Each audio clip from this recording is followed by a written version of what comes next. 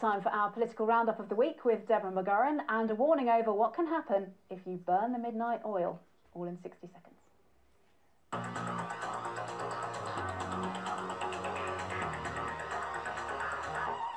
Another tragic accident on the A47 has underlined the urgent need to improve the road in Norfolk. I will be pushing for the black spots to be brought forward and for the scheme to be given the priority that I think it deserves. And patients who were not a priority were turned away from Peterborough Hospital this week as routine operations were cancelled when it ran out of beds.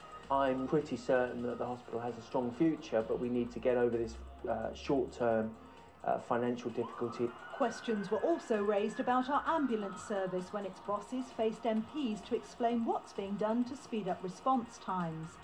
And a dramatic response this week from the owner of a beach hut in Felixstowe to the council imposing a hike in rent based on its size.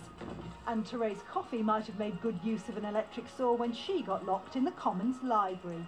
Hopefully my constituents will realise we do literally burn the midnight oil in order to try and respond to their concerns. You haven't fallen asleep in one of those very comfortable chairs? Absolutely not. Prized beach hut in two in a protest over This goes from the owner of a beach hut in Felixstowe has taken dramatic action to protest over a hike in rent. The bill Alan Sarfus has to pay is based on the size of the building. So today he used a mechanical saw to chop more than a foot off the end. Beach huts in Felixstowe often take a battering from an angry sea, but today it was an angry man inflicting the damage. Alan Sarfus is angry because the rent on huts is rising by 12%, so he's about to lop 18 inches off the end to save £200 a year and make a point. It's not just beach hut owners that are trying to make a stand. The whole of Felixstowe should get together and sort this council out once and for all, because Felixstowe's going to end up like a ghost town. Alan isn't the only one raging over rent. There are 900 beach huts in the resort, and today around 100 owners gathered to voice their anger. One thing I can tell you immediately, which I know you won't like, but they have said they will not, under any circumstances, prepared to reduce the proposed increase.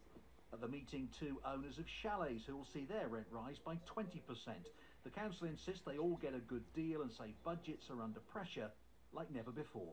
We think that charging between 300 and 700 plus VAT pounds a year for a pitch where you're able to come down and enjoy the coast and the facilities is good value for money. Back at the hut called Idle Hours, it's anything but. For Alan Sarfus, the moment of truth has arrived. Ready? Let me go. Right.